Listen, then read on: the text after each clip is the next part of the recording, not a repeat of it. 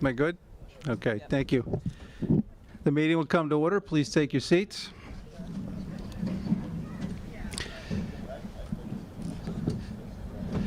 I find that the warrant for this annual town meeting has been properly executed and served. Return of service made by a constable of the town of Littleton. We are in session. We'll begin this morning with the pledge to the flag. The flag is in the end zone to my right. Please join us in the pledge to the flag. I pledge allegiance to the flag of the United States of America and to the republic for which it stands, one nation, under God, indivisible, with liberty and justice for all. Thank you very much. We are in session. I have a few preliminary remarks before I'm going to turn things over to the Select Board for some recognitions and presentations. You should all have your town meeting report that you received in the mail that contains both the warrant and the motions for today's town meeting, financial recommendations from the Finance Committee and other boards, and also the Select Board's position on the various articles. Also, this morning, you should have, on your way in, picked up some amendments to the main motions, and the handouts are purple, blue, and yellow. So those are in addition to what was mailed to you, and they will be necessary for the conduct of today's meeting. I think I've got some more remarks to make, but I think at this point I'm going to recognize the Select Board who have some presentations to make.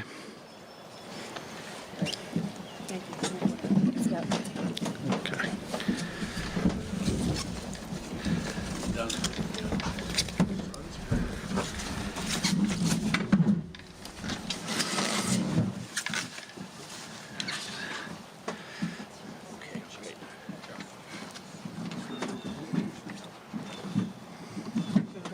This way?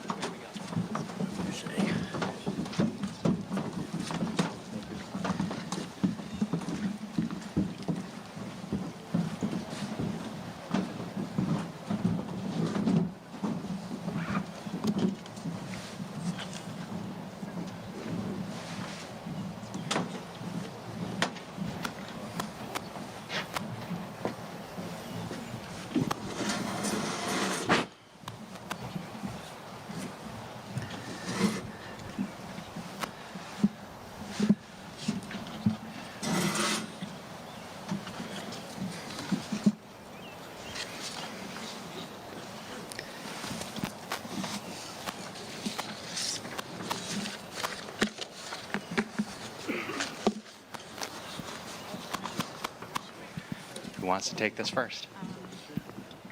I can take it first. Should we stand here? Thank you, Mr. Moderator. Good morning. Welcome to town meeting this morning. There's a few presentations that the Select Board would like to make at this time. To begin, I would like to invite Maddie Colson to come forward.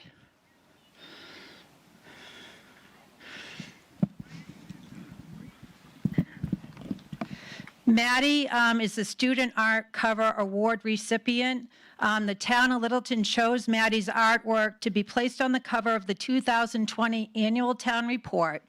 Maddie created this artwork in Miss Tetchy's art class during the 2019-2020 school year. Here's it. That's for you, Maddie. You can take that. Thank you very much. And there's a gift card on the back for you. Congratulations. Thank you very much. I think it's mine. Next, I'm going to introduce Paul Glavey, who has a special award he would like to present to Chief Scott Wadzinski. Thank you. Thank you. Chief, if you'd come up and join us, please.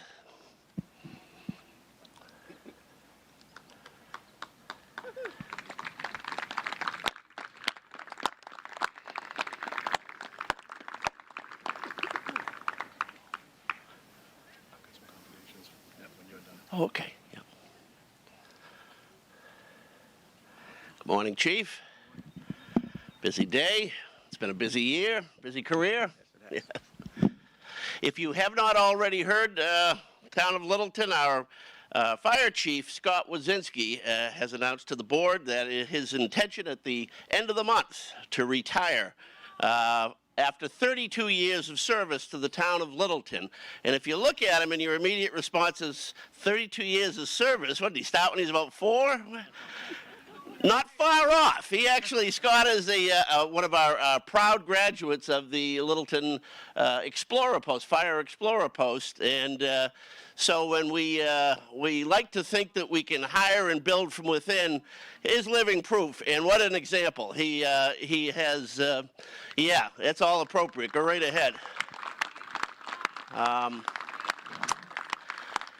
I guess he's decided to end his career with an exclamation point, because the past year has seen Scott emerge in the early days of COVID as our point person coordinating the health officials, both local, regional, state, our own emergency response. We needed somebody to take the lead, and he did that. And especially if you remember, Littleton was kind of at a focal point for a lot of activity with the unfortunate ongoings up at Life Care Center, and Scott helped everybody get on top of that, and many other things.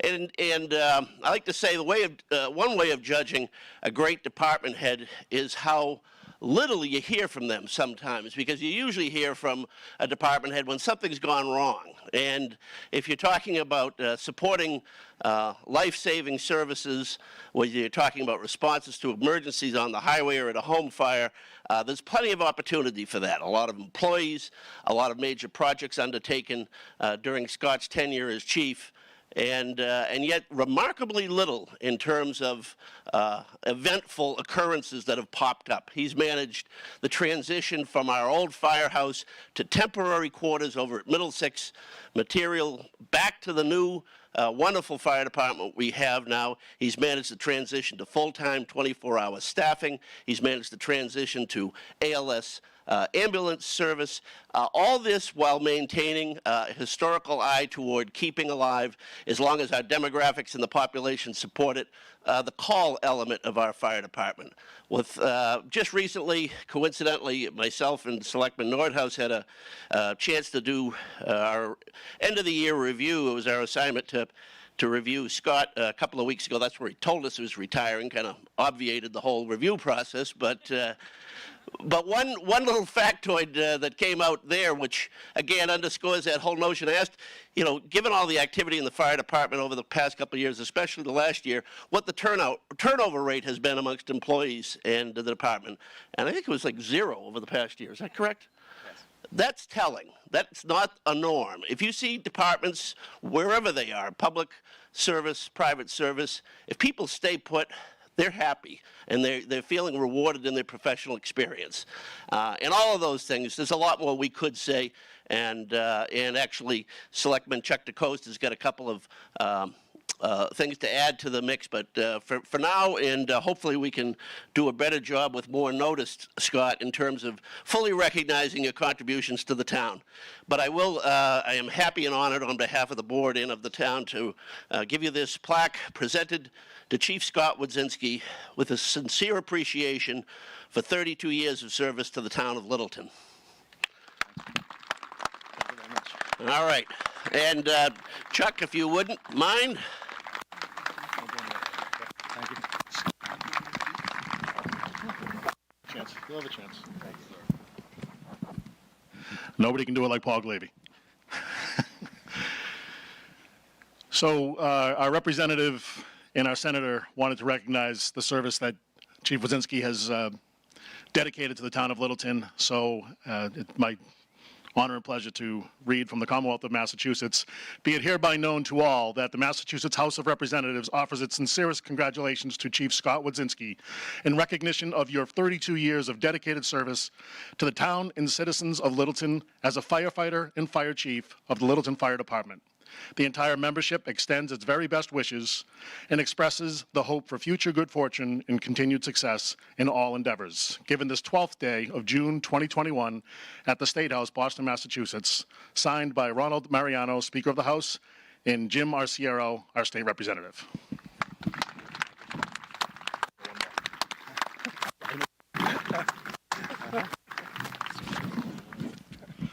Scott loves this.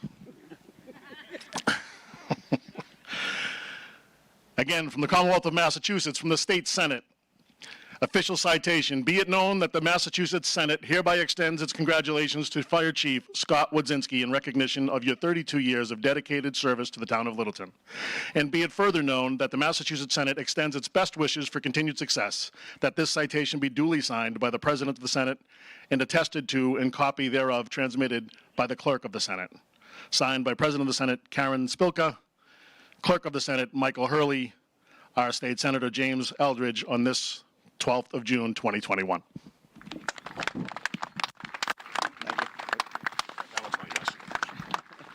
Congratulations. Thank you. Thank you. To you.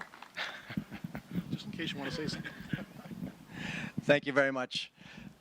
It's been an honor for my entire career to have grown in this town, witnessed the changes that this town has gone through, and the growth of our department specifically. Times have evolved, and we're coming into a new era, so it was my choice to think that it's a good time for somebody to take us into that new era going forward. But it's been an honor and a pleasure. Thank you very much. Thank you. Thank you.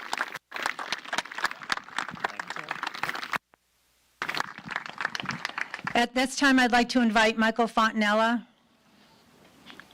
to come forward for a special acknowledgement by the board. Thank you.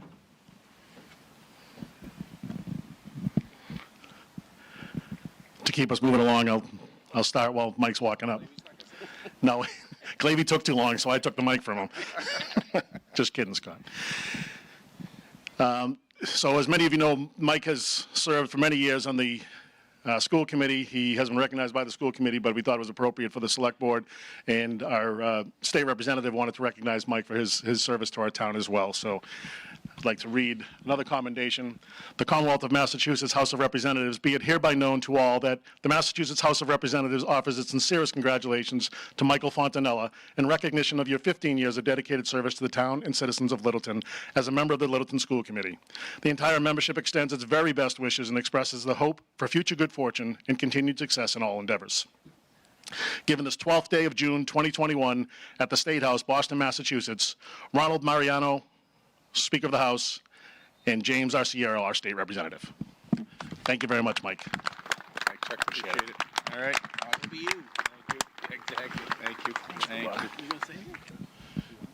It's up to you. I left my speech at home, so I'll just say thank you. Appreciate all the voters who 5 times, I think twice unopposed, so I guess that wasn't that big a deal. But the other 3 times for taking the time to come and vote for me. It was very fulfilling, personally fulfilling. I encourage everyone to get involved as much as they can. I know life circumstances sometimes restrict people's ability to volunteer. I feel very fortunate that I had the opportunity and the time to give. It was very fulfilling and rewarding. So if you can find the time to do it, I encourage it. It can be stressful and arduous, but it's worth it. Thank you, everyone, and good luck, everybody. Thanks. Thank you.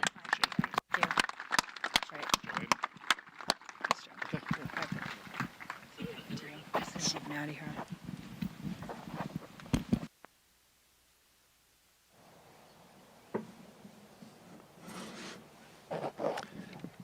Okay. Thank you very much. As the board returns to their seats, I'll get started on some preliminaries. As is obvious, we're outdoors again on Alumni Field. We're hoping this may be the last time we have to do this. But the planning for this meeting started a number of months ago when things didn't look quite as hopeful as they do today. But we're still in the state of emergency technically until next week, so we're going to conduct this meeting as safely and as expeditiously as we can.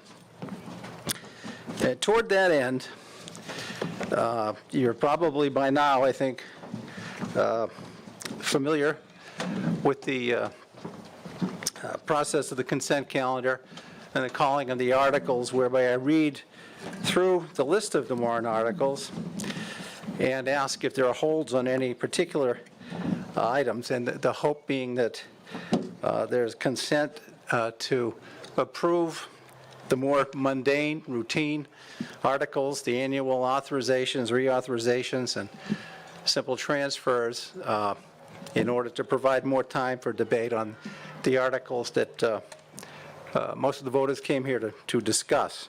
So I'll read through that list shortly. Just a couple of notes. I just wanted to point out that non-voters should be seated on the bleachers in the rear. I suspect that most of them are already. But if you are a non-voter, please don't take one of the seats down here in front. And if you wish to speak during debate, you must be recognized by the moderator.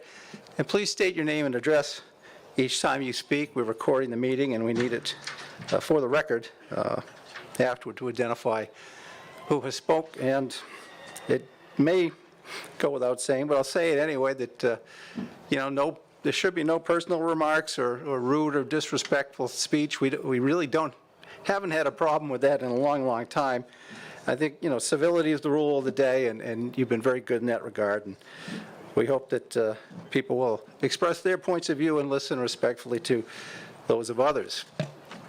I think that's probably enough from me. We want to get to business, and as I said, deal with things expeditiously, but not to the point of restricting anyone's ability to express an opinion or debate. And in that sense, when I read through the articles, don't hesitate to put a hold on something if you really do want to speak to it or debate it. That said, there are a number of candidates, I think, for easy earlier passage in that regard.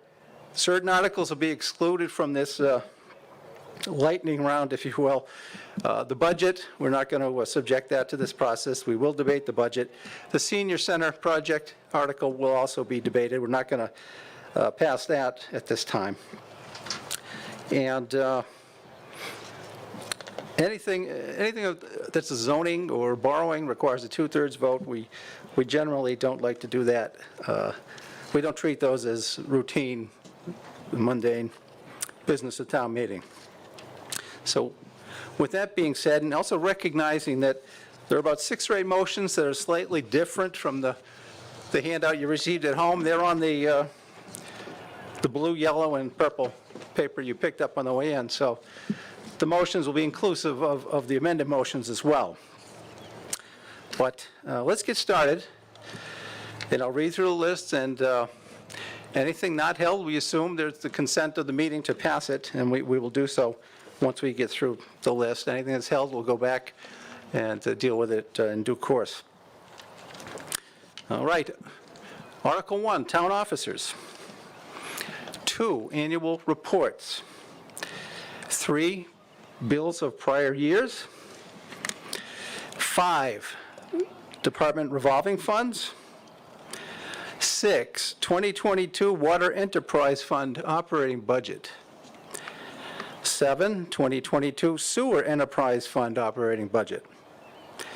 8, 2022 Park, Recreation, and Community Education Enterprise Fund Operating Budget. That's a mouthful.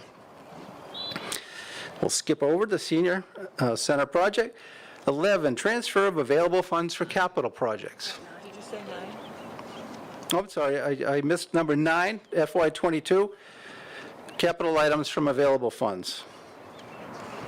Now moving to 11, Transfer of Available Funds for Capital Projects. 12, FY22, 2022 Community Preservation Budget. 13, amend prior town meeting vote for Long Lake renovation project. 14, 2022 compensation grid. 15, 2021 retained earnings. 16, fund collective bargaining agreements. 17, use of debt exclusion stabilization fund. 18, stabilization fund. 19, capital stabilization fund. 20, dedicated revenue stream to stabilization fund. 21, FY 2022 Conservation Commission open space budget. 22, senior citizens and veterans tax work-off abatement programs. 23, adjusted income and asset limits for tax abatements. 24, free cash to fund Highway Department Chapter 90 deficit. 25, FY 2022, LCTV receipts reserved for appropriation from the Public Education and Government Access Fund. 26, Mill Pond dredging. 27, general bylaw amendments, cemeteries. 28, general bylaw amendments, treasurer to treasurer collector and assistant treasurer to assistant treasurer collector. Is there a hold on 28? Okay. I'll hold that. 29, stormwater management and erosion control bylaw amendments. Hold on 29. We're skipping over 30. Article 30 is being withdrawn today, will not be considered. And we'll also skip over 31 and 32 that are zoning amendments, and 33, transfer of land to Affordable Housing Trust. We will skip over that. The next one would be 34, sale of small lots. 35, land use department. 36, zoning and general bylaw amendments, rename the highway department to Department of Public Works and highway superintendent to Department of Public Works director. Hold on 36. 37, soil removal bylaw amendments. Hold on 37. And 38, citizen petition, resolution declaring the town of Littleton to be a pollinator-friendly community. No hold there. So between the holds and the articles that I have pulled out of there, we have, and correct me if I've made a mistake here, Article 4, the operating budget. 10, the senior center project. 28, general bylaws, treasurer to treasurer collector. 29, stormwater management and erosion control bylaw. 31, senior residential development apartment. 32, zoning, marijuana delivery. 33, transfer of land to Affordable Housing Trust Fund. 36, zoning and general bylaws, highway department to Department of Public Works. And 37, soil removal bylaw amendments. Is that correct? Okay. All right, then do I hear a motion to approve the items in the consent calendar, inclusive of the main motions in the town meeting handout and in the town meeting update sheets? Okay. Second? Okay. All those in favor, please signify by saying aye. Aye. I guess you could voting cards. You can raise the cards or say aye or both. That's fine. And all those opposed? Okay, it passes unanimously, and I declare it a vote. Thank you very much, and I think we've dealt with a good deal of the necessary business, but probably not the things people wanted to talk about this morning. So we'll turn now to Article 4, which is the operating budget, and it would be in the yellow handout that you received this morning.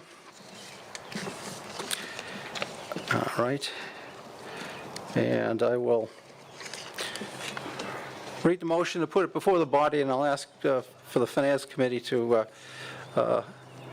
make a comment or make a presentation if they would on the operating budget.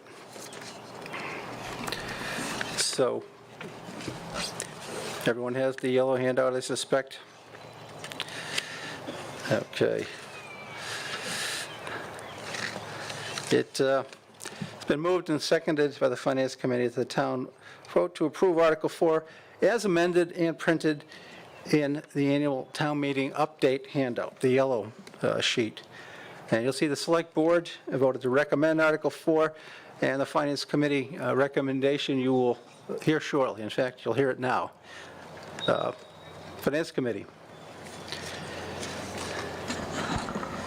Good morning, everyone.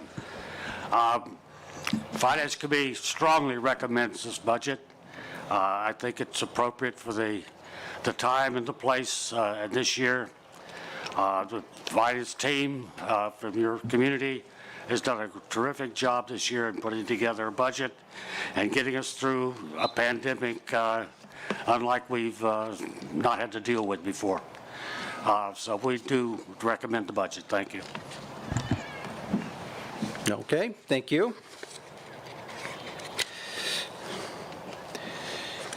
All right, you'll probably recall that we handle the operating budget as what's known as a partial division of the question, whereby I read through certain line items or subtotals and ask if there are any holds for the purposes of discussion and debate. And like the consent calendar, we vote all the non-held portions of the budget, and then we go back to the portions that were held and deal with those in due course. So I think I will, as I did last year, I won't read each and every line item. I'll read the subtotal under the department. All right, we'll start off with general government. Town report, town meeting, $22,500. A moderator, $100.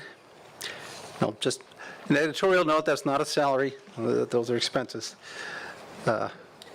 Total for select board, $42,300. Hold on select board. Okay. Town administrator, $392,290. Finance committee, $1,300. Reserve fund, $295,000. Town accountant, $235,784. Okay. Audit, $45,000. Assessors, $245,584. Treasurer, $259,183. Tax collector, $109,369. Town council, $260,000. Human resources, $282,320. Information systems, $649,404. Tax title, $16,000. Town clerk, $148,232. Elections and registrations, $22,200. Conservation Commission, $49,931. Appeals Board, $5,700. Okay, we'll move now to public safety. Police, $2,309,080. Fire and EMS, $2,100,794. Dispatch, $580,545. Building Department, $371,101. Emergency Management, $6,671. Crossing guards, $5,000. Canine control, $34,000. And that is public safety. We'll go to public works, $910,433. Roadway repairs, $826,800. Parks, $272,614. Did I miss someone? Does anyone think I missed one? You missed the total DPW. Total, well, I'll go back, in case I missed the total for DPW, $910,433. Snow and ice, $200,000. Transfer station, $582,569. Street lighting, $18,200. DPW, wastewater stormwater management, $246,550. Hold on wastewater stormwater management, okay, thank you. Clean Lakes, 0. B&M Crossing, $2,900.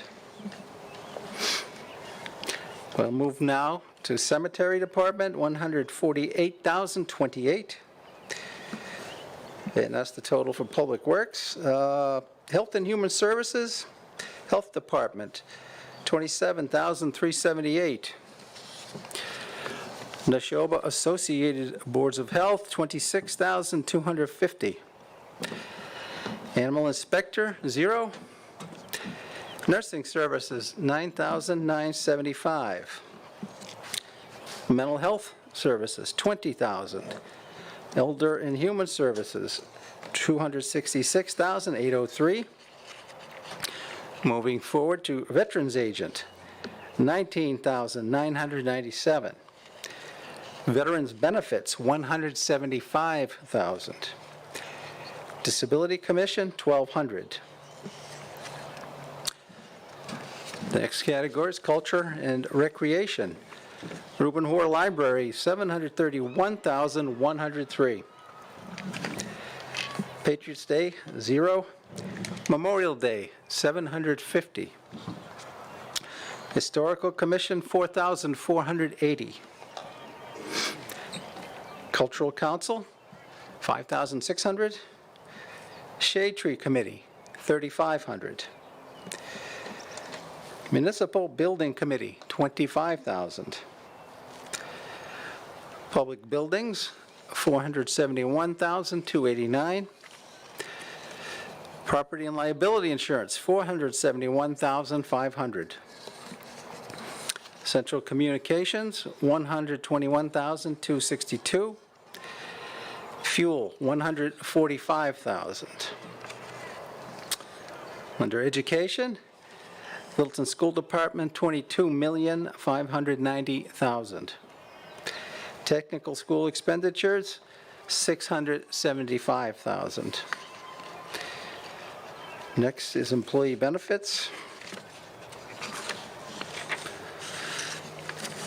Employee and Retiree Benefits, $8,087,543. Debt Service, $3,597,572. Okay. And then you'll see a number of transfers into the general fund totaling $857,442, and transfers out totaling $2,206,465, for a net operating budget of $50,648,122. Okay, I think, just want to make sure that I've got the holds here. I've got one on, I know the Select Board and DPW, wastewater stormwater management. Are those the only two holds? Okay. Well, then, do I hear a motion to approve the non-held budgetary line items as presented in the amended budget today? So moved and seconded. Okay. Any debate?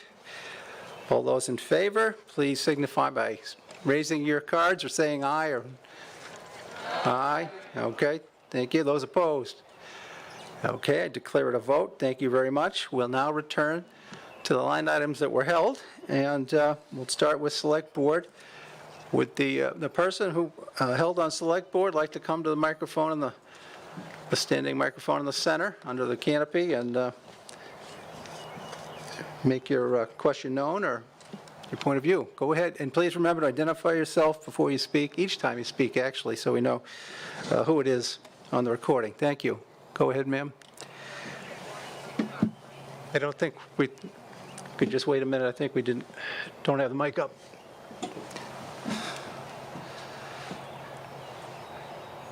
Okay, try again. Erica Goodman, That's fine. 6 Fox Lane. Just a quick question. Recognizing that 2020 was a crazy year, I was just wondering if I could get a quick explanation of the expenses, not the expenses, the wages and salaries that were used for the select board in 2020? Okay, thank you. Select Board? Through you, Mr. Moderator, to the speaker. In the previous year, I agree, Erica, it has been a crazy year.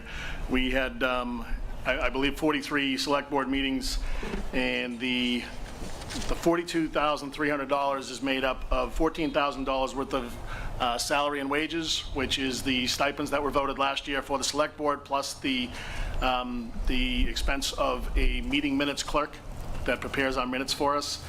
As far as the additional $28,300, that expense, those are expenses that were incurred for professional services such as hiring an engineering firm or an assessing firm to look at properties that, for instance, the Brown property on Tehadawon Road, we had to do some, get some appraisals done and do some work there for, with professional services, have an engineer go out there and take a look at feasibility and what was dry, what was wet, that kind of stuff. So the 28.3 is for those types of expenses, and the 14 is for wages and salary, as I previously mentioned.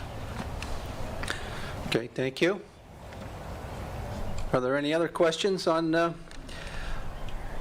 this departmental total? If not, we can move to a vote. All those in favor of the departmental total, $42,300 under Select Board, signify by saying aye. Aye. Those opposed?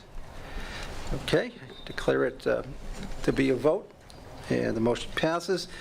We'll now move forward to the hold on DPW, stormwater and wastewater. Yes, ma'am, go ahead. Charlotte Russell, 73 Foster Street. Just wondering what accounts for the large increase.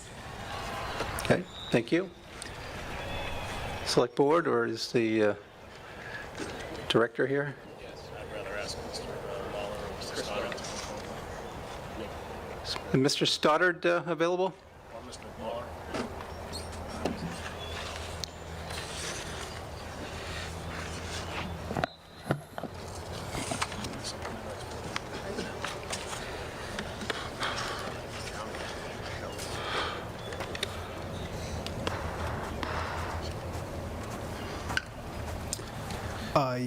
Actually, I'd have to defer to the finance director on this one because this is actually what pays for the sewer account. So I believe this was an increase due to the borrowing for the new sewer project, but I could be completely wrong. Okay. Thank you. Select Board or? We can get it. Select Board will handle this question. Mr. Moderator, through you to the previous speaker. This is, as Mr. Stoddard alluded, for financing its debt and interest, which it's the first time we've incurred it. So that's where you see the increase from previous years. Cheryl can correct me if I'm misspeaking on that.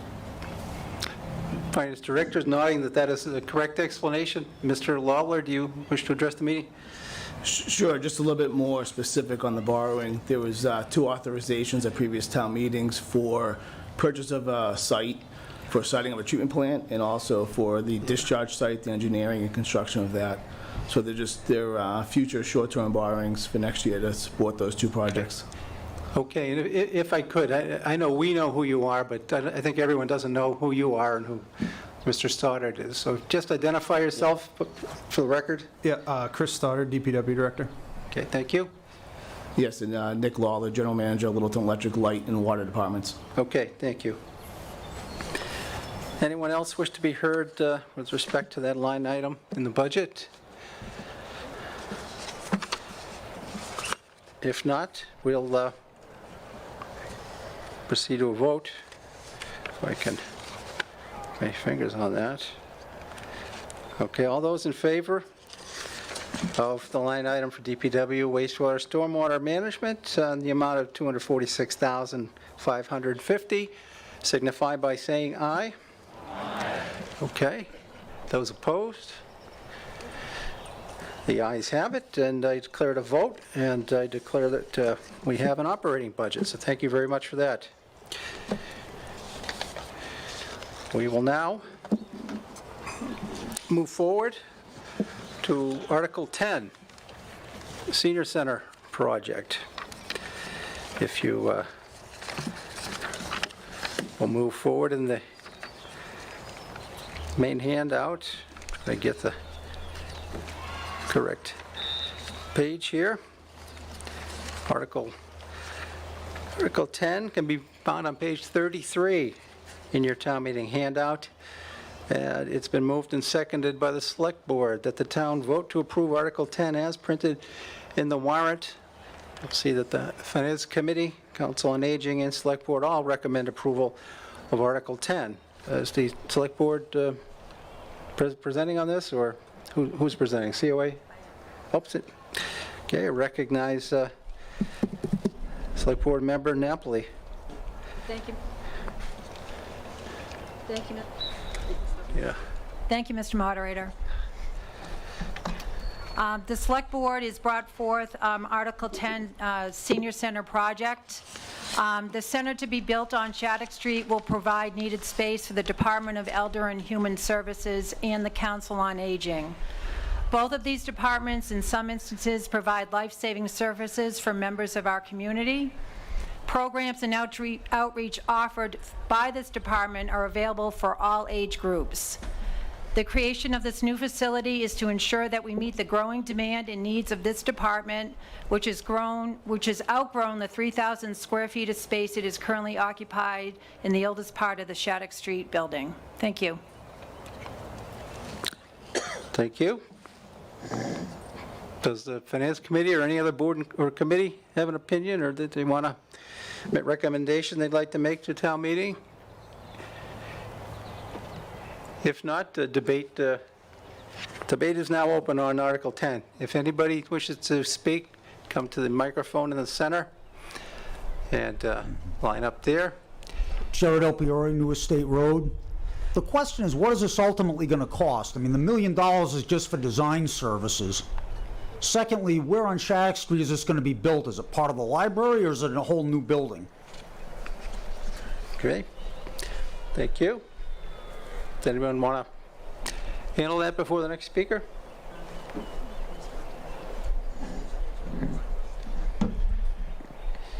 Mr. Moderator, through you to the previous speaker, there are some designs that have been floated about. The initial plan is to place the center on the left side of the back of the parking lot, which would overlook the ball field, the Shattuck ball field. So it would be opposite ends of the parking lot of where the new library is placed.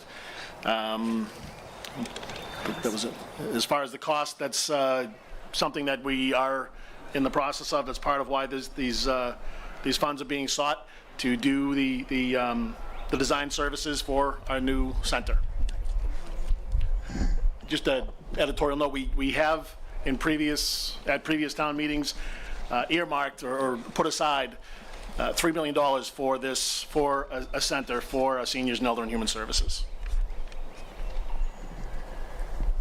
Thank you. Yes, sir.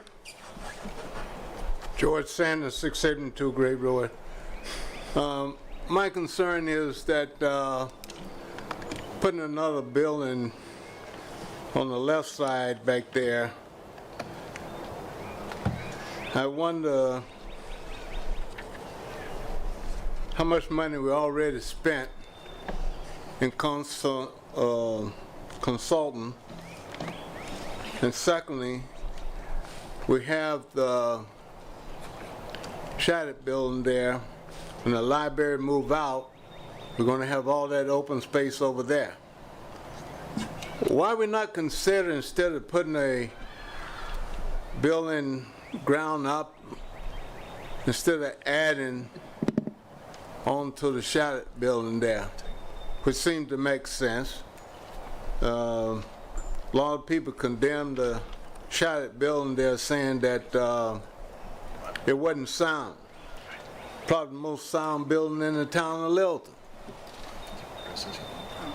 I just don't like wasting money when we have space there, so you're really going to have to justify what you're going to do with the space that's coming out of the library there. Thank you. Okay, thank you. Is there anyone else that wishes to be heard? Would you, Select Board, would you like to make a comment? I'm Joanne Deary from Harwood Avenue. I agree with the previous speaker. There's a lot of empty offices and space in town. Why can't we look at some of that? I also think it would be easier to get more of the town behind the project if it were a community center that included the services that are needed for elders. You know, in my own family, the elders I have wouldn't be caught dead going to a senior center, but it would be a really nice thing to see some of our kids and teenagers maybe shooting pool with the seniors at a community center. So I'd rather see a community center, and I agree that we should look at using, repurposing some of the buildings that we already have in town instead of building something new. Okay, thank you. Select Board? Yes, is this on? Oh. If I may, Mr. Moderator, respond to the previous two speakers, through you, of course, please. So the Select Board has worked on space needs for town departments, including the Elder and Human Services, for a few years now. We have done our diligence and looked at many vacant properties currently here in Littleton. We looked at specifically a property on Great Road and another property on King Street. It was determined that those properties were not conducive structurally or space-wise to meet the needs of the Department of Elder and Human Services and the Council on Aging. This search also included looking at the existing condition of the Shattuck Street building, including the library space that is soon to be vacated. The issue with updating the Shattuck Street building, specifically the vacated library space, will be that under current state law, we were required to bring the entire Shattuck Street building up to code to comply with ADA compliance. That is extremely cost-worthy and not really cost-effective for what we're trying to accomplish. What we're trying to accomplish is to create a new facility for the Department of Elder and Human Services and Council on Aging. Both of those departments service all age groups in the town of Littleton. There is absolutely no restrictions on any of the services, programming, outreach coordination, or anything that they provide to residents of our town. Absolutely, this facility would be open to all residents of all ages based upon the services offered by the Council on Aging and the Department of Elder and Human Services. Thank you. Thank you. Does anyone else wish to be heard? Yes, sir? Jim Campbell, 82 Neshoba Road. I'm notionally very supportive of a senior center. I'm a senior myself. The issue I have with being asked to appropriate $1 million for a design is I don't think there's been, I'm unaware of what I'm voting on. I don't think there's been enough public communication with exactly what the options are. I appreciate you've done a lot of homework. I just don't know what it is, and I don't think I'm the only one who doesn't. So I would like to see more communication, more education for the community, and then I would support a senior center. Thank you. Okay, thank you. Does anyone else wish to be heard? Yes, the town administrator. Mr. Moderator, through you to the previous speaker, there's two parts to the article. The first part is for $80,000, which actually funds the feasibility to make sure that the center can be located where, on the hill overlooking the ball field. The next dollar amount is $1 million, which would allow us to move forward after the feasibility study, which will give us the full cost of the senior center to jump right into design. Okay, thank you.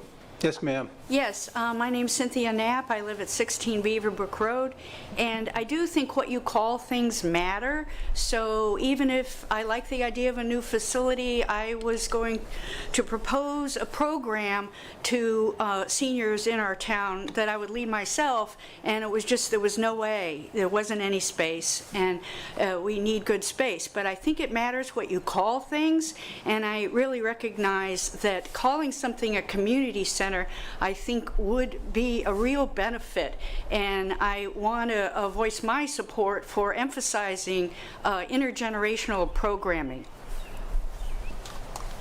Okay, thank you.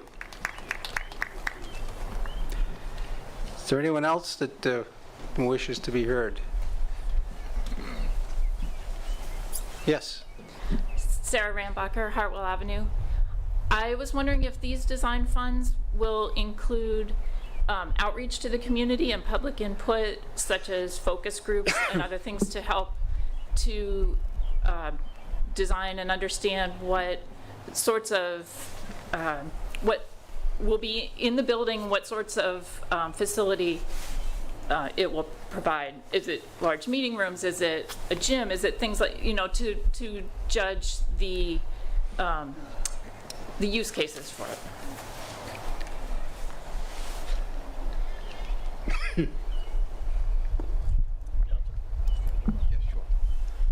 Mr. Moderator, through you to the previous speaker, the answer to that question is yes. That will, all the outreach will happen. The center that we're proposing would include a gym and a lot more. So all of that will go on throughout the process of the design.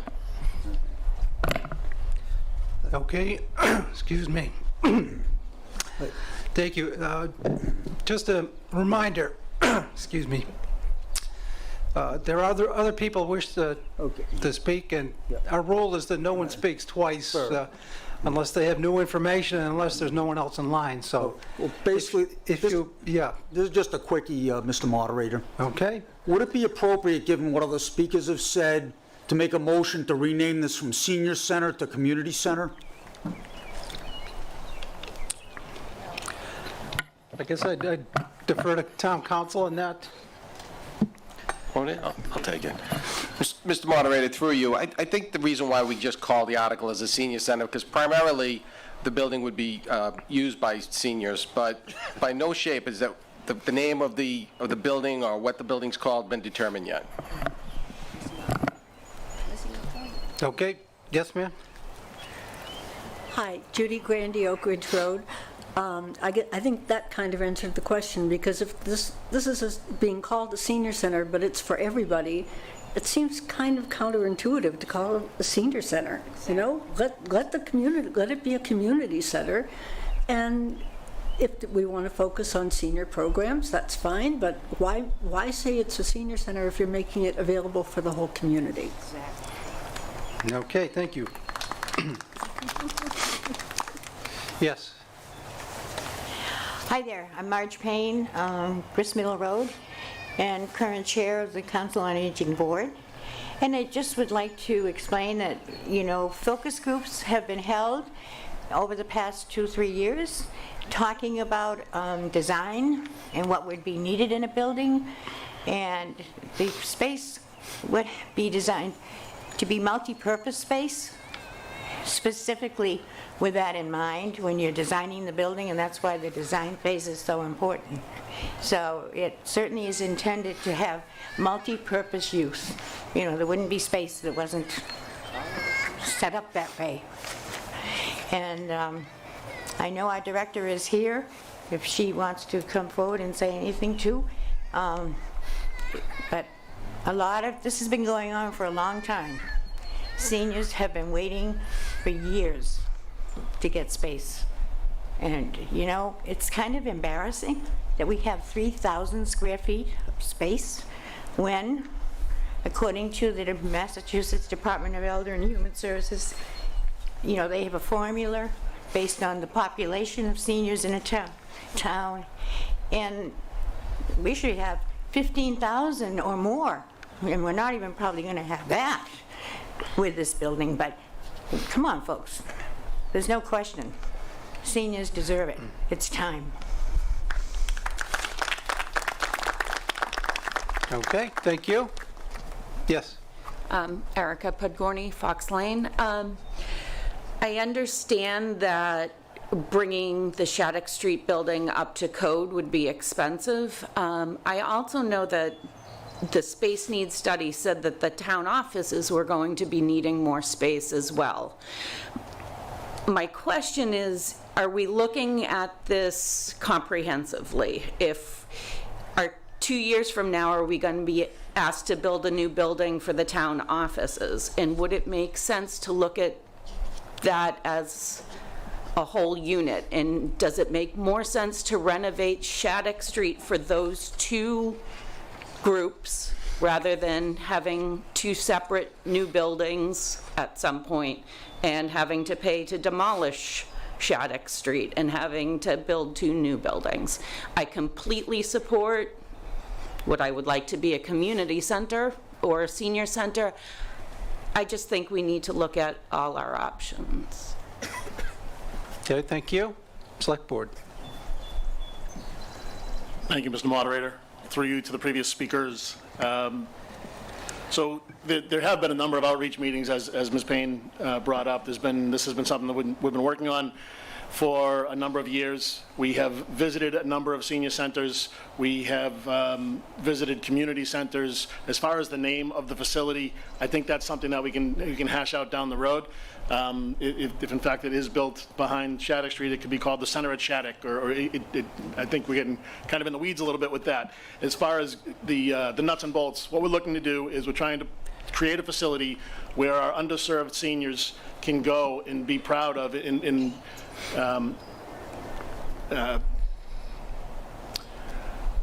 was it Living Place? Not Living Place, but Age in Place. Age in Place, I'm sorry.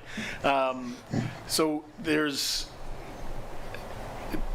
again, to Marge's point, it is time that we do something. There's something that we've determined based upon looking at a number of vacant spaces, based upon looking at the Shattuck Street building. As far as the space needs within the Shattuck Street building, yes, we do need more space up there for our town offices. It would be much easier to create office spaces similar to what we've just done with room 307 to create an HR department. We took away a conference room, and for very little cost, we were able to create 2 offices that is our HR department. So that things like that can be done that are not considered structural, that will not impact our need to bring everything up to ADA compliance within that building. By us going out and back in the parking lot and creating a 12 to 15,000 square foot facility that is a center, to be named later, is really the responsible thing for us to do as a community. Our seniors have been supporting everything that we've done as a community. We've got beautiful schools around us. We've got a facility that we're standing on right now. We've got a beautiful library that's set to open within a couple of months. So I think it is time that we all pay back those that have been paying into the system for a number of years and move this forward, and let's get our center built. Okay. Thank you. Yes, ma'am. Nancy Levine, Grist Mill Road. This is very emotional for me, so I'm sorry. The Friends for the Council on Aging, I'm part of that. I'm the vice president. For almost 30 years, we have been wanting a senior center. That is a very long time. We have new schools, we have new fields, we have a new park and rec. We're just asking something for us. Now also, when the $3 million was voted at town meeting, it was made very clear at that time, you might want to change it in the future, but at that time, it was for a senior center because they had been waiting so long for something just for them. But now with Elder and Human Services coming in, it's going to be open to everyone. But having a senior center, you have no idea the emotions that go into this. So thank you for listening. Okay, thank you. Yes, sir. Tim Hayes, Mount Awaniki Trail. I have two questions. One, I remember when we went through the $1 million, the allocation, was there also at that time, when they talked about the 3 million, whatever it was, that wasn't really a funded or appropriated funds? It would come from something, I remember someone saying that. I could be incorrect on that. But number two, it sounds as if you need a comprehensive plan for all your space needs rather than just one every other year, or we keep coming back for more and more. So what will happen in 2 years? Are we going to ask for money for this item and for parks and recreation for something else? But why not have a comprehensive plans of all your space needs? Thank you. Okay, thank you, sir. Yes. Hi, I'm Michaela from 203 Foster Street. My question is, if the town offices building at Chatham Street is not up to ADA code, is your plan just to leave that not up to code and still have it be in use?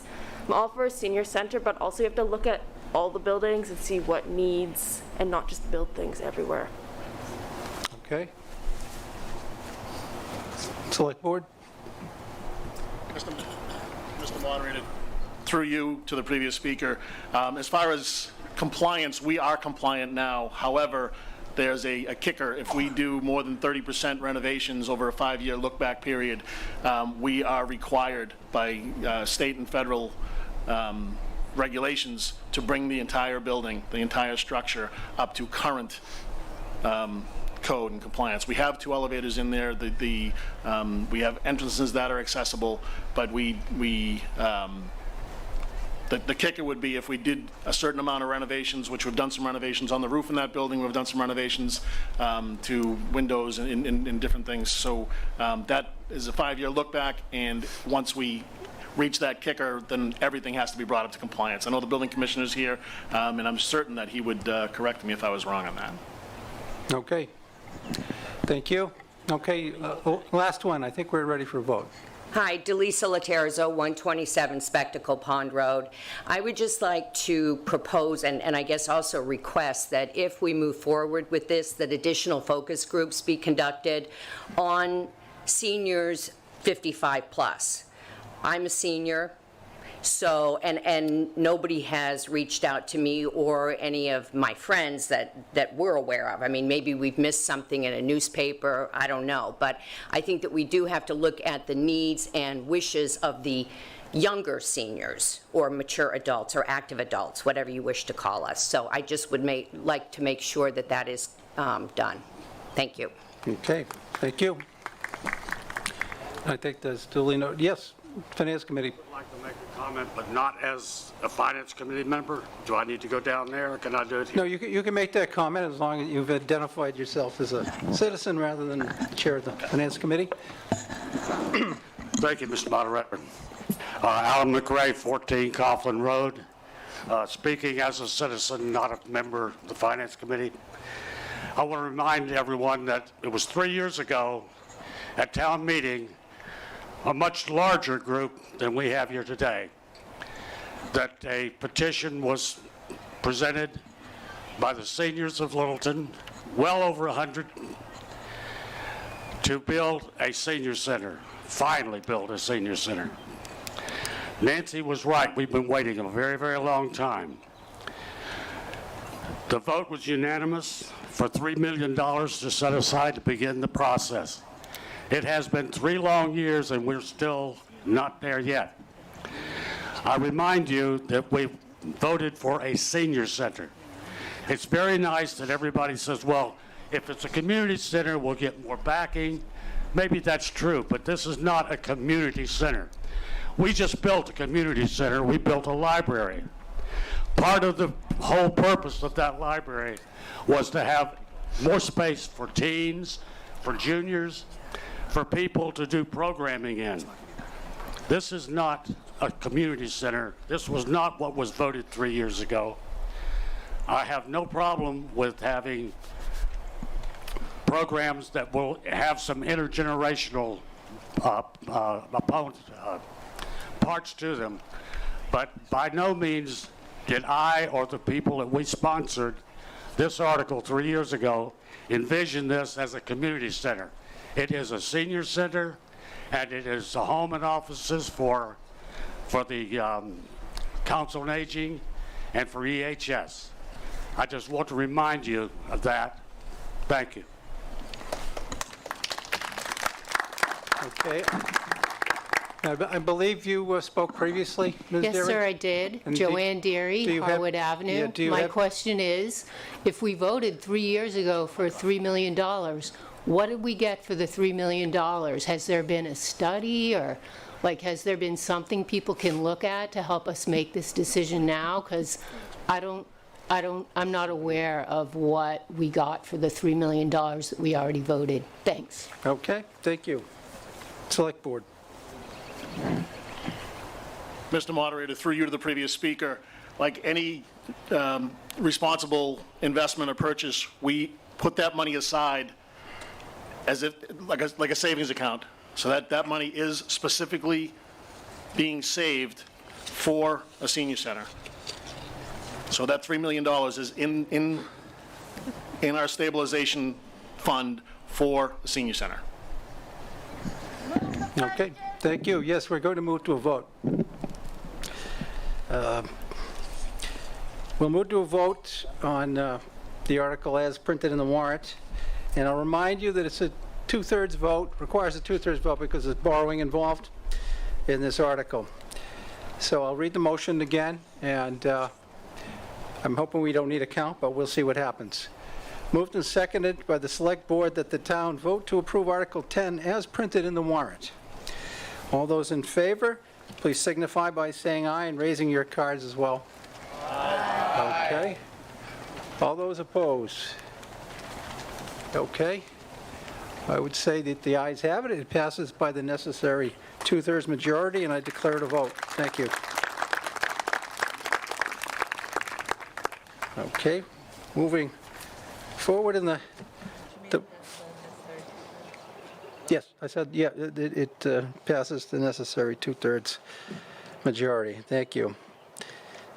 Moving forward, the next held article that I had was Article 28. Is that correct? And it's been moved and seconded by the Select Board that the town vote to approve Article 28 as printed in the warrant. This would be a general bylaw amendment that changes some of the job titles in the Finance Department. The Select Board has recommended to approve the article. Is there any introductory comments by the board, or yes? Yes, Select Member Knox. Mr. Moderator, through you, this is simply part of a reorganization plan of a finance department. It's a combining of the positions of a treasurer and collector. It's simply what it is, and changing in the future in the booklet those names, nothing more than that. If there's a more direct questions on reasoning, I would yield to our finance director. Thank you. Thank you. Okay, anyone who wishes to be heard, please come to the microphone in the center of the field. Yes, ma'am. My name's Sandra Clyde. Thank you, Mr. Moderator. 12-1 Atlanta Trail. Full disclosure, I am an employee of the town of Littleton and a member of the Personnel Board. I have resigned from both positions as of tomorrow. I am not here as an employee or a member of the Personnel Board. These are my opinions and my concerns. Article 28 seems to be putting the cart before the horse in the Finance Department. At this moment in time, the Finance Department is in flux. We have a Director of Budget and Finance whose last day is today. Congratulations, Cheryl, on your new job. And the Treasurer becoming the Interim Director of Finance until a new one is in place, which will be probably a minimum of 6 weeks from now. How many jobs can a Treasurer actually do and do well, especially at a fiscal year end for the town? I have been told it is only a title change, which doesn't mean anything. We are just making sure the bylaw is up to date. Title changes happen all the time with no changes to anything. It has been my experience through my life that when someone's title changes, so doesn't the pay rate and the job that is expected of them. Simply ask this question of yourselves. Ask if it doesn't really matter or really doesn't mean anything, why do we need to change it at this point in time? The finance department is supposed to be reorganized, and that is why these title changes would come into play. But the reorganization hasn't completely happened, and since we are in the process of hiring a new finance director, this change doesn't make sense at this time. I'm asking the townspeople to vote no on Article 28 till we know exactly how our finance department will be looking in the future. Thank you.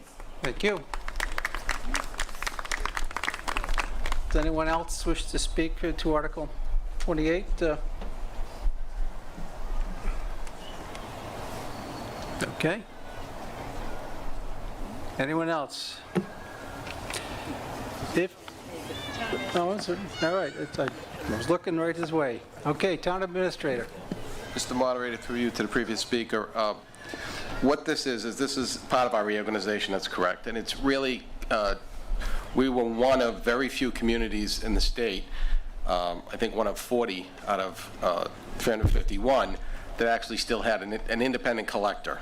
So what we did, which many communities did, is combine that function, outsource some of the processing of your real estate tax bills and where you'll mail them. By doing so, we were able to save approximately 20% of the collector's time.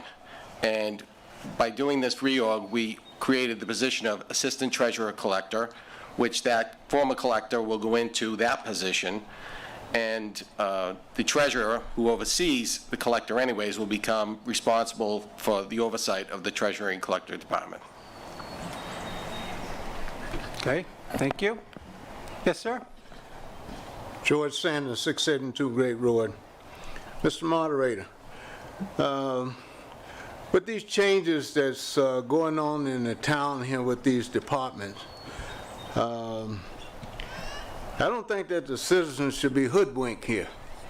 We should know what's going on in this town, and it should be come before the selectmen and letting us know what changes taking place, if there's increases in salary, jobs, and so forth and so on. That information is public information, and we, the citizens of the town of Littleton, should know exactly what is going on in our town. Not come to a town meeting and find out that this change and that change is taking place, and people have concern, and people are resigning in the town, leaving, and so forth and so on.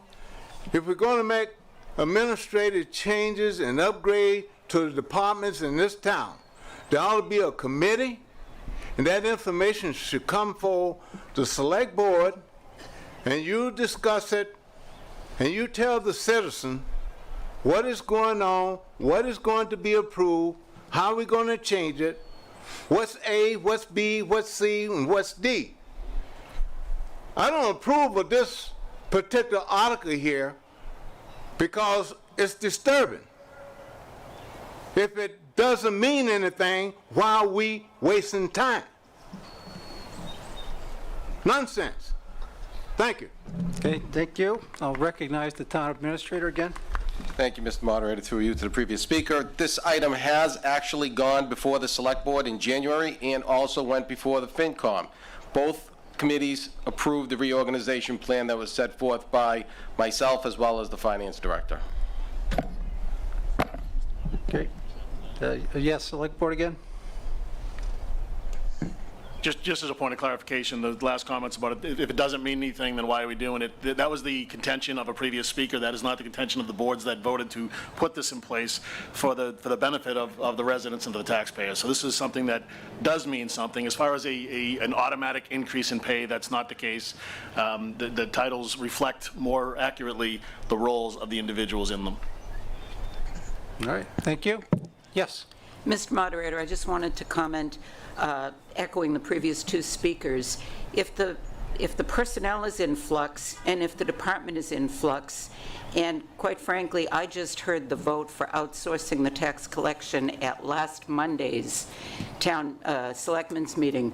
So I even think the collection and that job is in flux until we find out if that outsourcing company is going to satisfy our needs and save the money that you're predicting.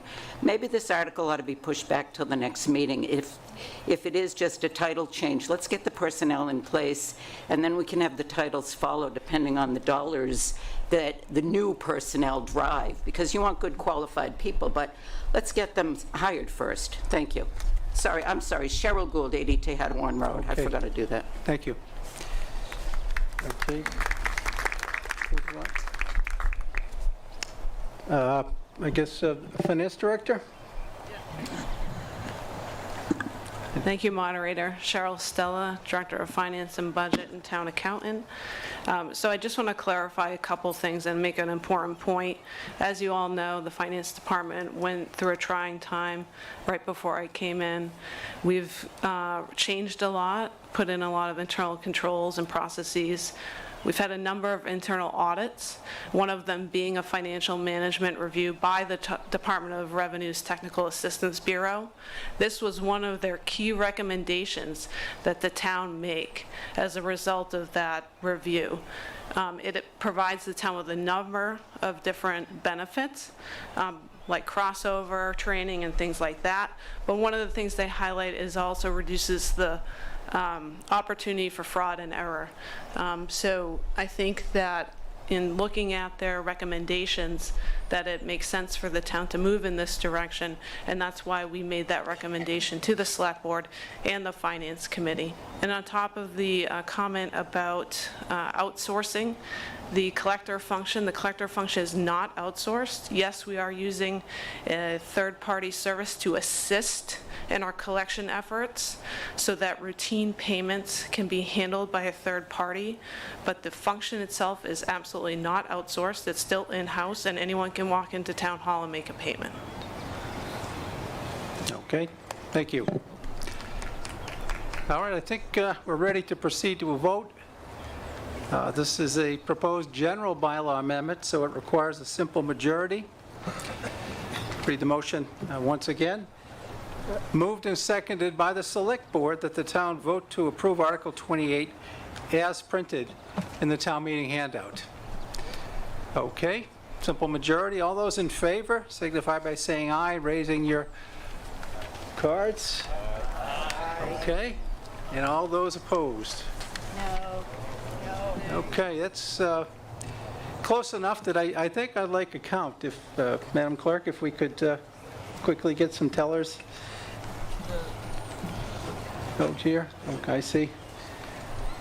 People coming our way, so we'll do this again just to, in the interest of accuracy. That appeared to be a fairly tight vote.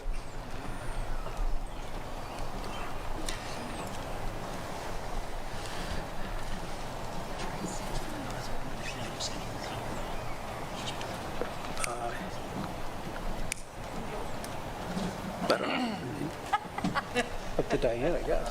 I mean, that's not fair.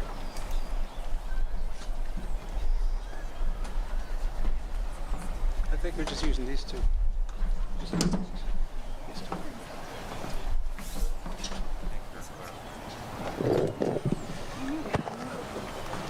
Okay. So we'll try that again. All those in favor of the motion as read signify by raising your green card and holding it up there until you're certain that one of these, one of the tellers has counted you.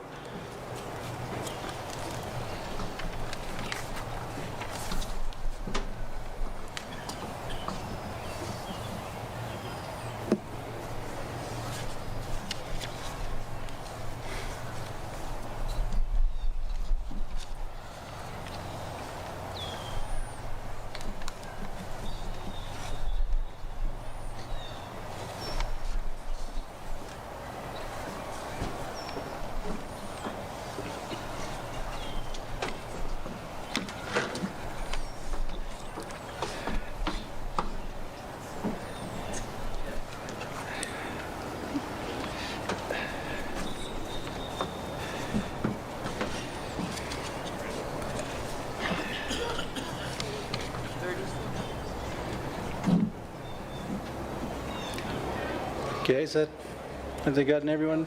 Nope.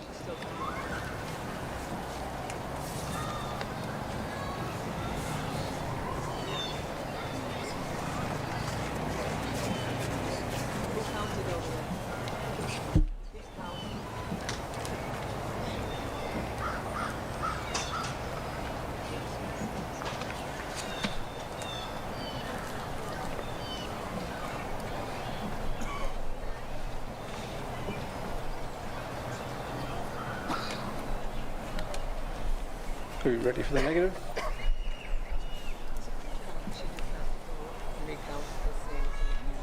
Okay.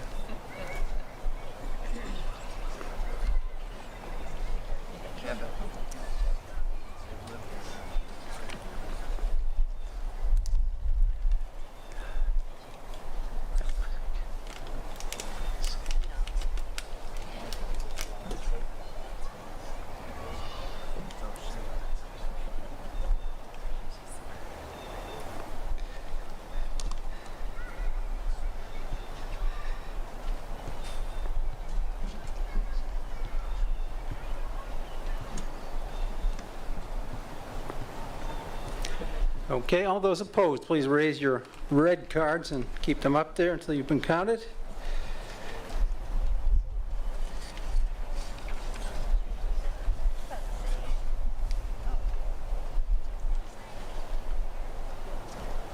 They don't.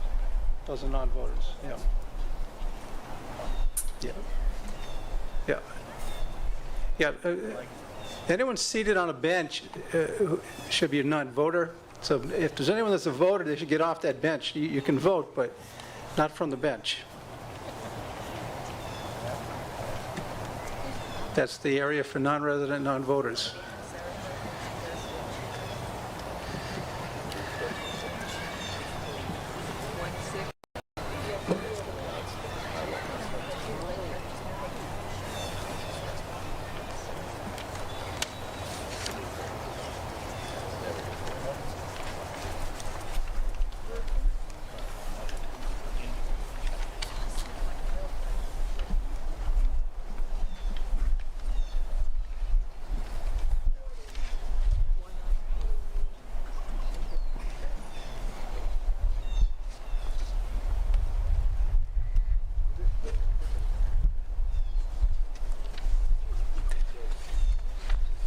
Okay, while the clerk is tallying that, we'll move forward and we'll get that vote when it's available. We'll move to Article 29. Well, here's the vote. Yeah.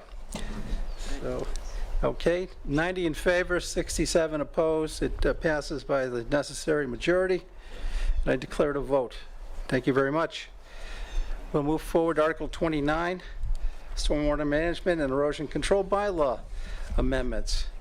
And it's been moved and seconded by the Planning Board that the town vote to approve Article 29 as printed in the warrant. You'll see that the Select Board has voted to recommend the article. Is there anyone from the Planning Board that has any introductory remarks? Or if not, we'll go right to the debate.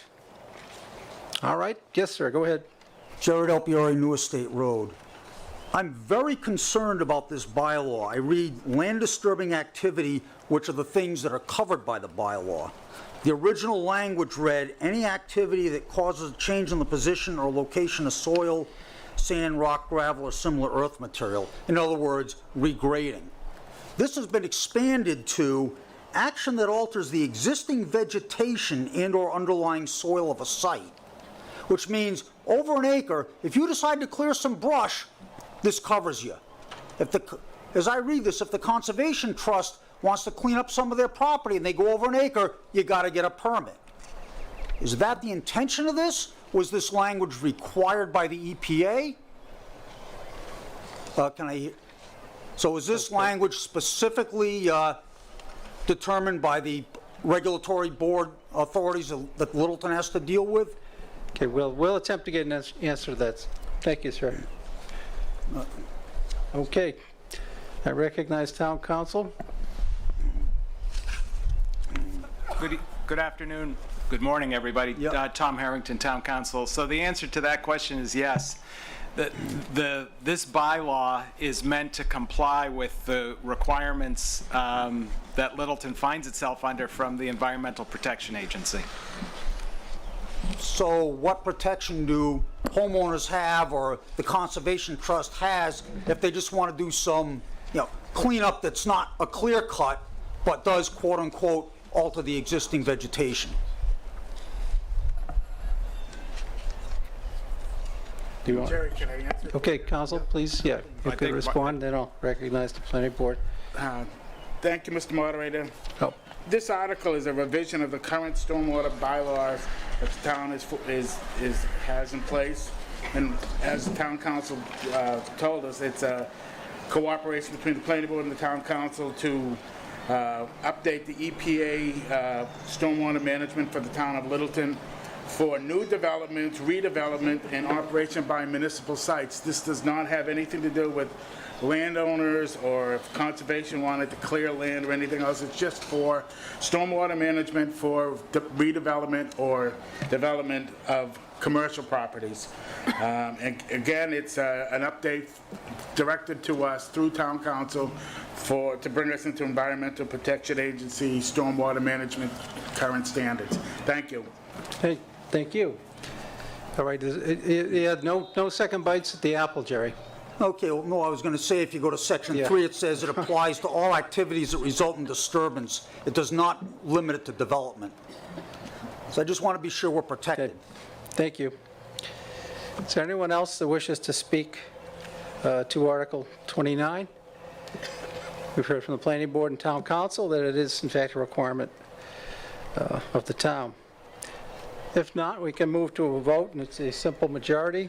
All those in favor of Article 29, as printed in the town meeting handout, please signify by saying aye and raising your voting cards. Okay. All those opposed? Okay, I see a few, so it passes by the necessary majority, and I declare it a vote. Thank you very much. So we will now move to, remember that Article 30 is not being moved. We'll pass over Article 30, the Littleton Station 40R, and we are now at Article 31, article requested by the Planning Board for senior residential development apartments. And this, in fact, is in the yellow updated motion handout that you should have picked up. So the text for Article 31 begins on page 25 of the yellow handout. And it's been moved and seconded by the Planning Board that the town vote to approve Article 31 as printed in the annual town meeting handout update. Okay, so I guess I'd ask maybe does the Planning Board have a report on this? I see a member coming forward, so I'll give you first crack at it. Anna Houston, Planning Board. So thank you very much for hearing this article today. I wanted to mention to everybody that we are working off 4 different bylaws for the changes in this particular article. They are from the Senior Residential Development Bylaw, the Inclusionary Housing Bylaw, our definitions and uses. So the changes in this particular article are to get the type of housing that Littleton wants for its seniors. Wanted to provide a quick little history. In 2005, the town had a bylaw for 55 plus, and as an example, the Cooper Farm was built with that particular bylaw at 25% affordability. The Planning Board sought to be able to get additional affordable housing for seniors, and so in 2017, Article 23 was passed at town meeting for greater density in senior housing. However, that didn't work as well as we had hoped, and what we were able to achieve with that bylaw was through Weber Village and Jones Meadow at 10%. So we went back to the drawing board, and in 2018, we determined that we wanted to increase the affordability percentage from up to 50%. So somewhere between 25 to 50% affordability. And so a recent development, Hanger Homestead, was brought in under that particular bylaw change just this past year. So we're making progress. And now, here we are in 2021, we are seeking to add senior apartments, in particular for folks who are in lower income brackets, 30 to 60% AMI. With regard to the change that was made from the warrant article to the yellow document that is amended. The only change in there is that it removes item 4B2, which has a reference to Littleton Station, had that been approved here at town meeting. So with that, I'll take any questions. Okay, thank you. Is there anyone else anyone who wishes to speak to Article 31? I'll note that it requires a simple majority to pass. Yes. Sorry, Cheryl Gould, 82 Head-On Road. I was in favor of the original senior residential bylaw. I'm in favor of these changes, but I had 3 comments that I think the Assembly should think about, and maybe the Planning Board as well, because the trouble has been getting developers to focus on units that are truly affordable for seniors. It just isn't happening. We keep getting a tremendous amount of density without any real affordability. So some of the things I commented on this is Planning Board can go down to 25% affordability. I think that drives prices up, actually. The land prices start to go up and everything. Maybe that number ought to be a little smaller, 20% affordability, and that 50% top is almost ridiculous, because if Planning Board can optionally go lower, you'll never see somebody bringing in a 50%. Just a comment. I don't know if I know how to solve it. The other is the density at 20 units per acre seems very large to me, and maybe the density ought to be distinguished if they're single-family or 1 to 6 plexes or 1 to 8 plexes. The density should be lower than 20 per acre. Only if they're multi-storied should it get to 20 per acre. I also think that the number 6 provision about nursing homes, I'm not sure nursing homes can be regulated by the local statute. I think those have been exempt because they are providing housing for disability communities. So I don't know if that's okay, but I guess that'll happen with town council. And finally, independent living units. It's always bothered me that Planning Board has taken the position that you can't have an independent living unit without providing meals. I think that word should be taken out, because to me, an independent living unit looks more like Pine Tree Park and Littleton Green, both facilities of which offer tremendous opportunities for aging in place and elders to have affordability and congregate living. But they don't provide meals, nor do they need to, with all of the availability today of getting, meals delivered, DoorDash, Meals on Wheels and everything else. So the one thing I would like to do is make a motion to strike the word meals out of independent living unit. Thank you. Okay. And where is that specifically? Under 7. Yes. Article 7. It's Article 7. Okay. Thank you. Okay. Very good. All right. Oh, well. It's been moved to amend the article. Is there a second to that? Okay. We can deal with that. If there's no large debate on that, we can deal with that quickly. All those in favor of that amendment, please signify by saying aye or raising your aye. Okay. Those opposed?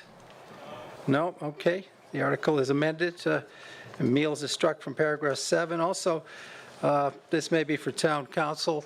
It was pointed out to me that in section 3 under senior apartment, it refers to a resident who is aged 55, and it's presumed to be 55 or older. Is that right, council? Or otherwise, it's very specific to people. So can we do that as a friendly amendment, I presume? Yes. Okay. Well, So Planning Board, yeah. okay. Does everyone see on page 25 of the yellow handout under number 3 where it says the second line, one member of the family is aged 55. It will now be amended to say 55 or older. Okay. That's moved and seconded. All those in favor? Aye. Aye. Those opposed? Okay. We've made that amendment as well. Anyone else wishes to speak to Article 31 as amended? If not, we can proceed to a vote, and it's a simple majority vote. All those in favor of the motion under Article 31 as amended and as read, please signify by saying aye and raising your green voting cards. Okay, and those opposed? Okay, I see a few, so it's not unanimous, but it passes by the necessary majority, and I declare it a vote. Thank you very much. Okay, I think we will now move, I think we go to Article 32, which is zoning, and we did not put a hold on that. It moved and seconded by the planning board.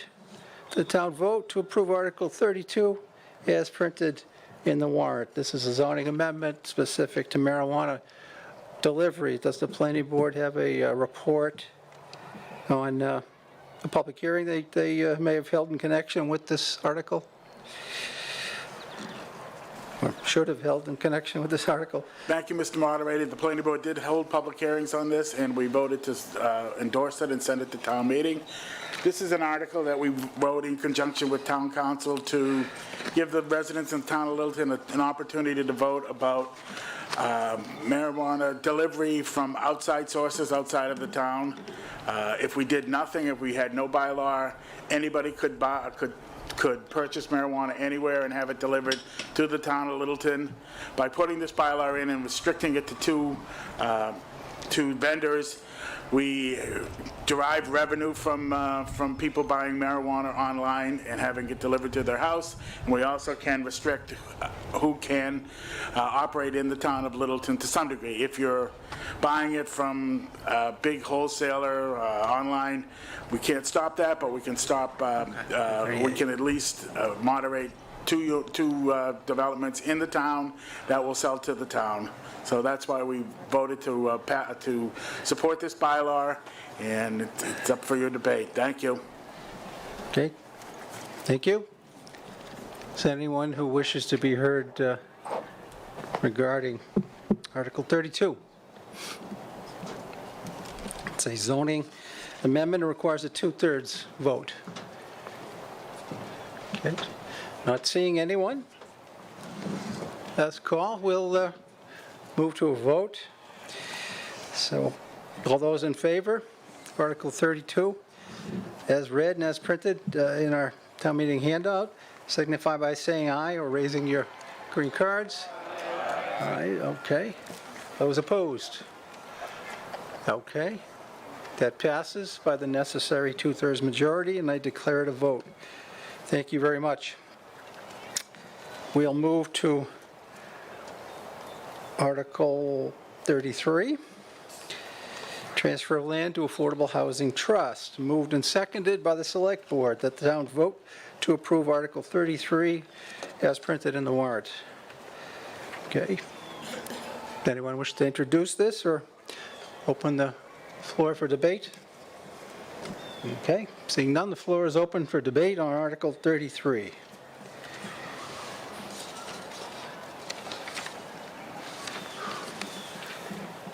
Jared Alpieri, just for clarification, this is part of the 22-acre site we bought on Tehadawon like a year ago? That's correct, I'm told. Okay. Since this involves, it is a transaction that involves a land purchase or transfer that requires a 2/3 majority vote. If there's no one that wishes to speak to this, we can move to that vote. Okay. All those in favor, the motion is read under Article 33 and it's printed in the warrant. Please signify by saying aye, raising your cards. Aye. And those opposed? Nay. I do not see any. I declare that to be a unanimous vote. Madam Clerk? And thank you very much. I declare it as a vote. Previously, as part of the consent calendar, Articles 34 and 35 were voted.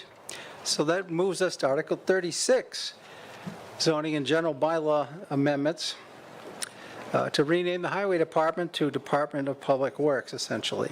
Requires a 2/3 vote because it involves amending the zoning code. It's been moved and seconded by the Select Board that the town vote to approve Article 36 as printed in the warrant. I recognize Select Board Member Glavy. Mr. Moderator. Try to stand, but in any event, this, I hope, is as non-controversial as it looks. We're not changing any job descriptions, not changing any pay, not changing any authorities within the department.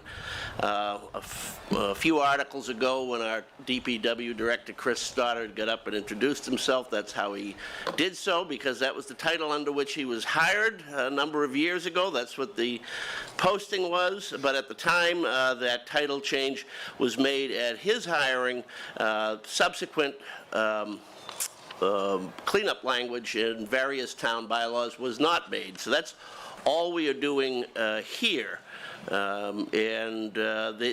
It might catch your attention if you're familiar with Mass General Law that we could have been adopting a Department of Public Works as it's written out in statute through enabling legislation, and that's a bigger entity that we're not doing here. It doesn't give us the authority to do it, but we do want our Department of Public Works head to have the same title that most of his peers have, and to kind of equalize him when he's out amongst associates in the public works world. And so with that, I just there's no other substantive change other than cleaning up the language so that previous references to Highway Department reference Department of Public Works. All right, thank you. All right, and just a note before I open it up to debate, the operating budget you voted a little while ago refers to it as the Department of Public Works, so just to bear that in mind, I guess. Okay, we'll hear from the next speaker. Yes. Thank you, Mr. Moderator. Sandra Clyde, 12-1 Atlanta Trail. Again, I am here as a resident only, but have had experience with the Highway Department for about 35 years. So the language change, and actually a comment that was just made, that it was to align the DPW director with his peers, is somewhat incorrect. As in, the other DPWs that you may be looking at are actually DPW departments. They are not just a highway department that runs a transfer station. At this moment in time, that's what we have. We have an engineer who runs the highway department and the transfer station. A Department of Public Works is actually a combination of multiple departments falling under one umbrella. We do not have that. We have separate entities for our departments, for Park and Rec, for cemetery, for water, for sewer, for light, highway, and the only thing that's attached to the highway is the transfer station. So I believe back when Mr. Stoddard was hired, the intent was to go to a DPW, but that has not come through. So the title was premature. Probably should not have gone that way, but here we are today talking about language. And again, I went to the planning board meeting and they told me it was just words. It's just words that we're going to change. Well, words have meanings, and meanings have consequences. So therefore, if you do vote this in, we are telling our townspeople we have a Department of Public Works, which we do not. As was stated, we do not have that in the Mass General Law. So I'm asking that, once again, the townspeople vote no on Article 36 until we actually have a Department of Public Works, which at this moment in time, we do not have. Thank you. Okay, thank you. Yes, Selectman Glavy. Thank you. I apologize if I wasn't able to explain it as clear as I'd hoped earlier, but I'll restate that we do have a Department of Public Works, and we do have a Department of Public Works director. He was hired as such, his job description is such. We've been approving for the past 10 years or so budgets and related language for that. We are also pointedly not adopting the state statute, which is along the lines as was described by the previous speaker. We're keeping the same structure we have, as is our right. This article was crafted with guidance from town council, and I defer to him if he would like to expound on any point I've missed. But I certainly would not want to be telling our Director of Public Works that he's now going to be known by a new title for no good reason. But thank you. All right. Thank you. Yes, ma'am. Charlotte Russell, 73 Foster Street. I can't speak to the legal terms about what a Department of Public Works is, but it does seem to me that a transfer station is not a highway. So obviously there is a lot under his umbrella. Okay, thank you. Is there anyone else that wishes to speak to Article 36? And again, point out that this requires a 2/3 vote because it's changing references to the Highway Department to DPW in both the zoning code and the general bylaws. That's why the higher quantum of vote is required, 2/3. All right, if there's no one else, we can proceed to a vote. And keep in mind that it requires a 2/3 vote. All those in favor of the motion as read, please signify by raising your voting cards and saying aye if you choose to do so. Okay. Thank you. And all opposed, please raise your red cards. Okay. All right. I declare that is the necessary 2/3 majority, and the article passes by the 2/3 vote required, and I declare it a vote. Thank you very much. Okay, that brings us to Article 37. And for those of you keeping score, you realize we've already declared ourselves a pollinator-friendly community by an earlier vote. So this will be the final article we consider here today. It's soil removal bylaw amendments put forth by the Select Board. Is moved and seconded by the Select Board that the town vote to approve Article 37 as printed in the warrant. It requires a majority vote since it's a general bylaw amendment. Does the Select Board wish to introduce this? Okay. Okay. Select Board.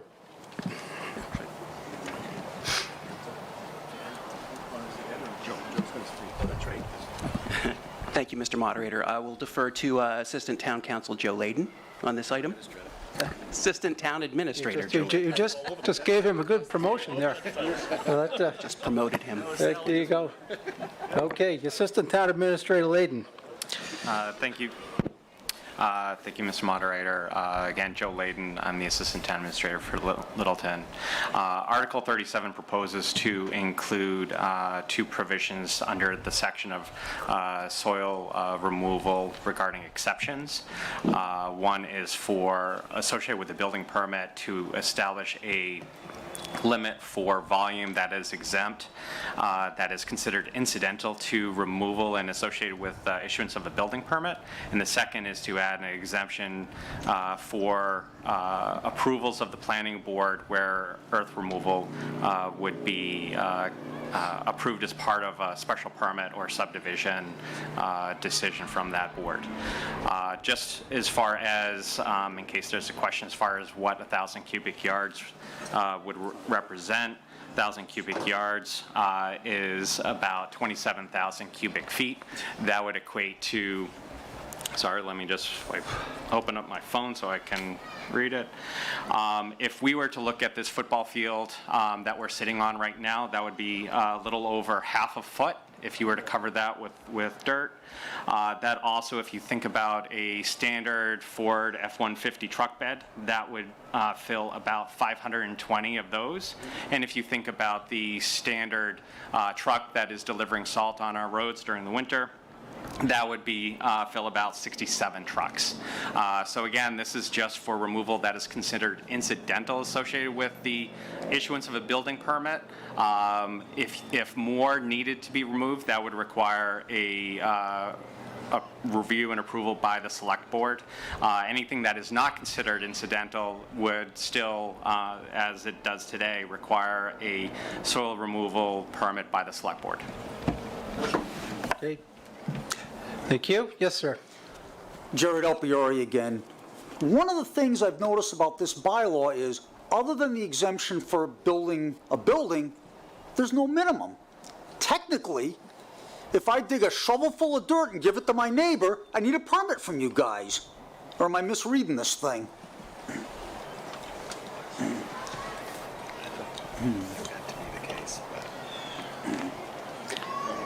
Okay.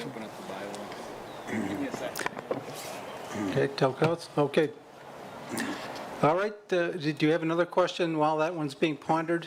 Yeah, because if that's the case, I would like to offer an amendment for another exemption. That would be section C. Any removal less than 100 cubic yards over any 90-day period.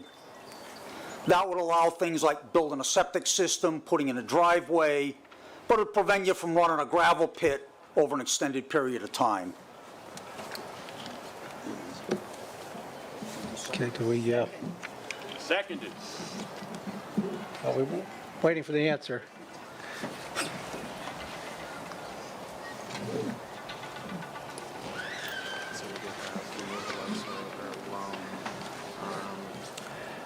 Okay, is there anyone else that wishes to speak in the interim?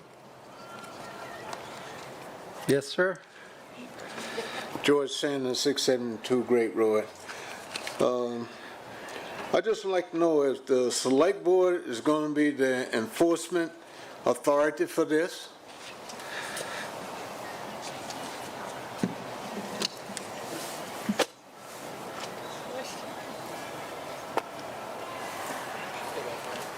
Mullen, okay, we'll hear from the building commissioner shortly. Linda Stein, 81 New Estate Road. This may be opening a can of worms, but I wonder how this article relates to 9 Air Road and the horror that's going on there. Okay, thank you. Building commissioner? Thank you, Mr. Moderator. To the previous speaker, Mr. George Sanders, I would be the enforcement authority as appointed by the Select Board on these matters. Also, to the other speaker regarding the so-called travesty at 9 Air Road, this is why we are amending the bylaw, is so that we have more control. It gives them more authority, the Select Board more authority, and it gives me more enforcement authority. Thank you. Okay, thank you. Town Council, do we have a? Not yet?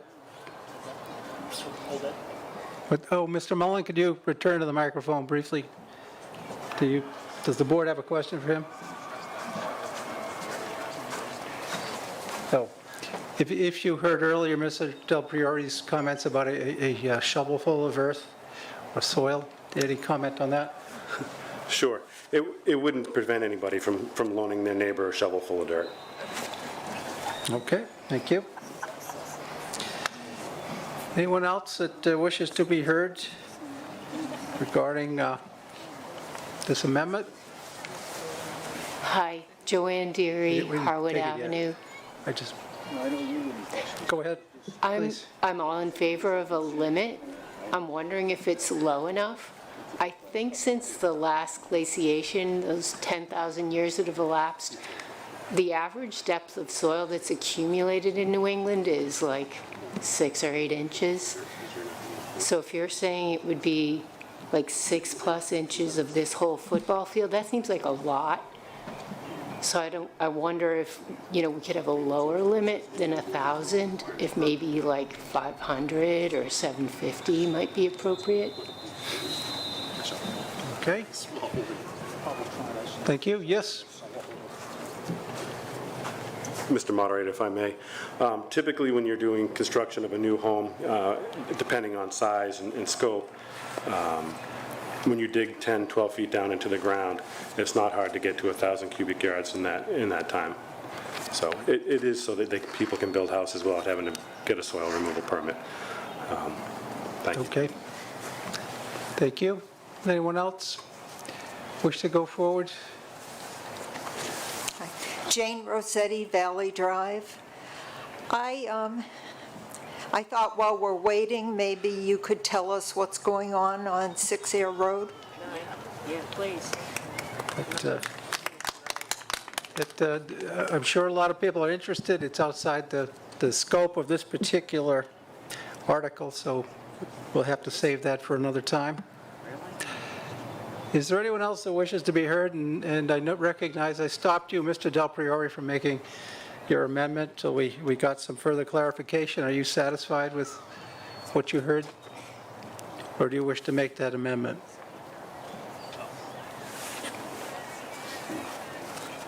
I'd still like to make the amendment just so it's absolutely clarified in the bylaw. Okay. I don't believe it really affects the intent of the bylaw. It just provides some minimum level that somebody doesn't get too creative in the enforcement. Could you repeat it for us, please? And then we have it seconded. Yes. Any removal of earth under 100 cubic yards in any 90-day period. That would be a new? That would be a section C. New section C? Under 147.2. Could you please repeat it slowly so that we get it for the record? Okay. Any removal of earth under 100 cubic, or any removal of earth 100 cubic yards or less in any 90-day period. Okay. Okay. Is it that, that's the motion as amended? Well, is there a second to that? Second. Second, okay. Moved and seconded, so the debate is now open on the proposed amendment of section C. Does anyone wish to speak to that? Or does the Select Board have anything they'd like to offer? Okay, Select Board? Yeah, after review, Town Council has noted that Mr. Del Priore is correct, that there is no minimum, so this is an amendment that we are comfortable with.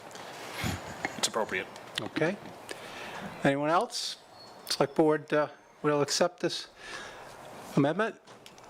So we'll go to a vote then on the amendment to include a section C, limiting the removal of earth within any 90-day period to 100, was it cubic feet or yards? Cubic yards. Okay. All in favor? Just signify by saying aye.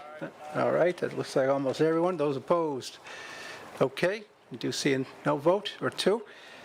I declare that it passes by the necessary majority. Now we can turn to the main motion. The bylaw does require a majority vote in this case. I think we're ready for that. Moved and seconded by the Select Board. The town vote to approve Article 37 as printed in the town meeting warrant in the handout that you have before you. All those in favor signify by saying aye, raising up your green cards. Aye. And those opposed? Okay. I declare it to be a unanimous vote. And Madam Chair, please so record. Thank you very much. That brings us to the end of our warrant. And before I entertain a motion to dissolve this annual town meeting, I'd again like to thank everyone that made this town meeting easy for me and hopefully enjoyable to some degree for you, particularly the town clerk and her team doing their usual stellar job. You can applaud, that's appropriate. Also the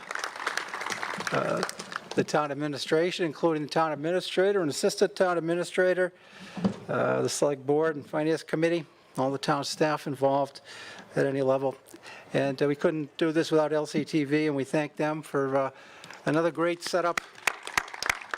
Maybe for the last time here, but we've had 3 meetings here, and they've all gone really well. So with that, I'm sure you don't want to be here any longer than The rest of us, we've all got to get to, some of us have to get to the dump today, but with that, I'll entertain a motion to dissolve. So moved. Second? Okay, all those in favor signify by saying aye. Aye. Those opposed, none that I hear. This town meeting is dissolved. Thank you very much.